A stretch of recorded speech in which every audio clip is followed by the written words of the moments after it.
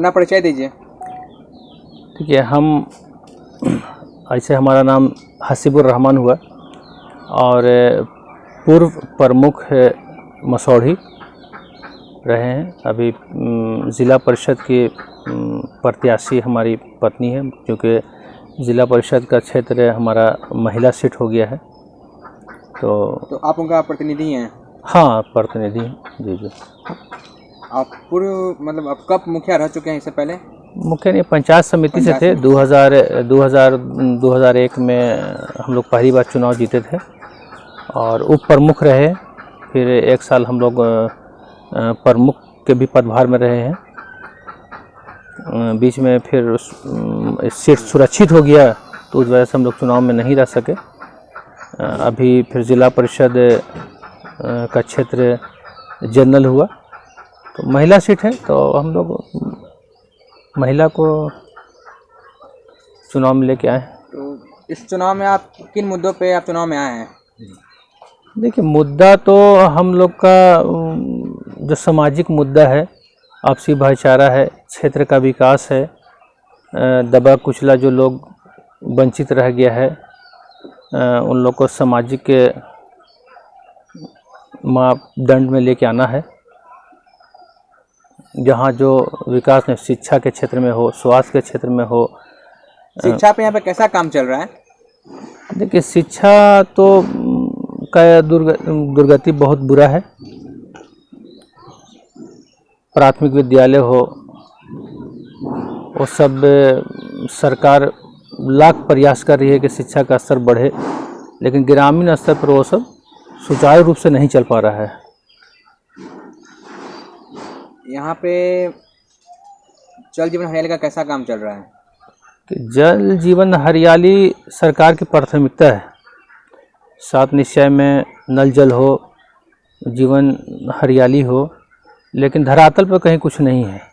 अब पूरे बेर्रा पंचायत में देख लीजिए तो कहीं कुछ नहीं है, कहीं भी कुछ नहीं है। आप ग्रामीणों से पता कर लीजिए, अगर आए होंगे नदौल से उतर कर आए होंगे तो कहीं पर कोई जीवन जो हरियाली का कुछ ये नहीं है। रोड की स्थिति भी यहाँ पे सही नहीं है? हाँ, बिल्कुल सही नहीं है।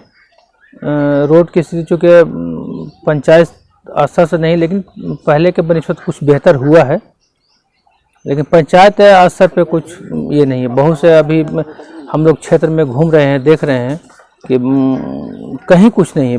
अभी बहुत सा ऐसा गांव टोला बचा हुआ है जिसको आने जाने में काफ़ी कठिनाई है, सही संपर्क नहीं है। कोई लोग यहाँ बीमार होते हैं तो अगल बगल में कोई हॉस्पिटल अस्पताल सरकारी अस्पताल वही हम लोग अनुमंडल मसौढ़ी में है।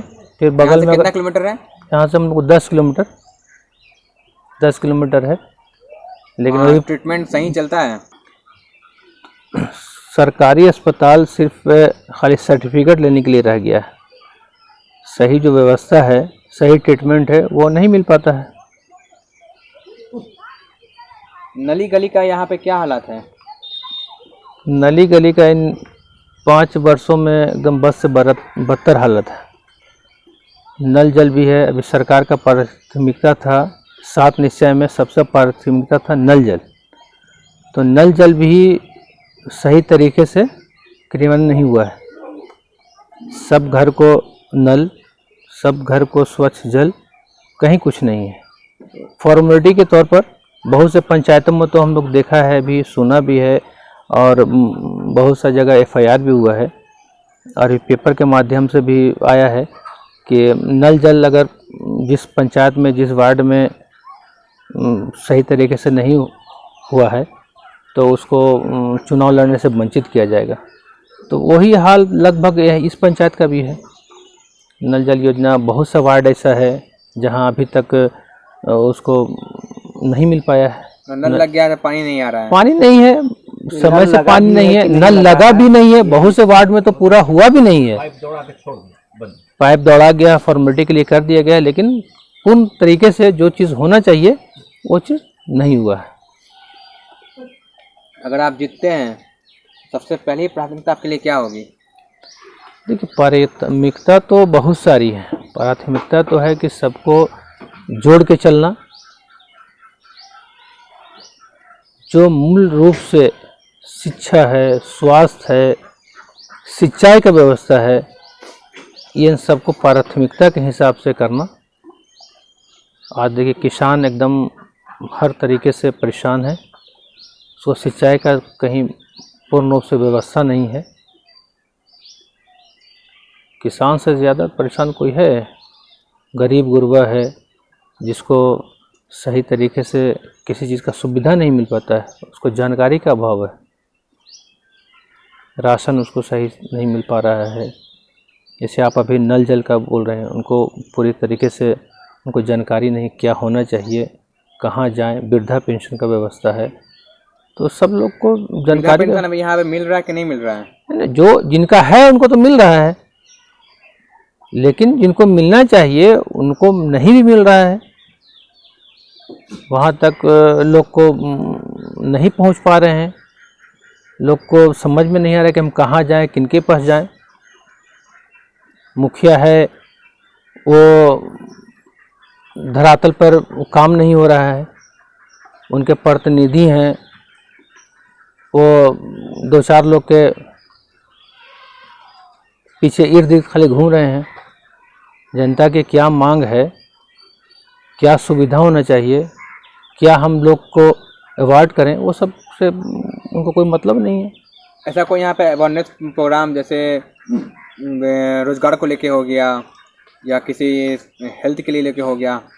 नहीं, कुछ भी नहीं है। जैसे रोज़गार को लेकर के एक तो मोटा मोटी ये समझिए कि सरकार का ये प्राथमिकता है कि मनरेगा, जिससे लोग को रोज़गार साधन किया जाए, तो मनरेगा से भी कहीं कुछ काम नहीं है।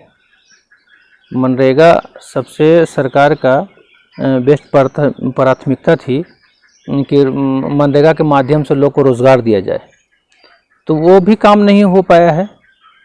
आप पता कर लीजिएगा इस पंचायत में एकदम कुछ भी काम नहीं हुआ मनरेगा से। दो चार काम फॉर्मेलिटी के तौर पे हुआ है। अगर मनरेगा से तो सरकार का यहाँ तक है कि आप में जितना क्षमता है उतना काम कराइए, काम कीजिए, तो वो भी काम नहीं, जिसकी वजह से लोग बहुत सा पलायन कर रहे हैं। मजदूर को जब पलायन को रोकने के लिए आप क्या करेंगे? वही व्यवस्था बेहतर हो, लोग को रोज़गार मिले, जिस माध्यम से सरकार का जो स्कीम हो उसको पूर्ण तरीके से वो धरातल पर उतरे, उस हिसाब से हमारा प्राथमिकता रहेगा।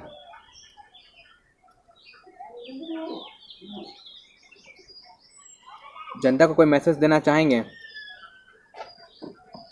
देखिए, जनता को मैसेज हमारा यही रहेगा कि आप निष्पक्ष होकर और एक ऐसा प्रतिनिधि चुनिए जो सबके बीच में रहा हो, सबका काम हो, सबके साथ मिलजुल कर चले।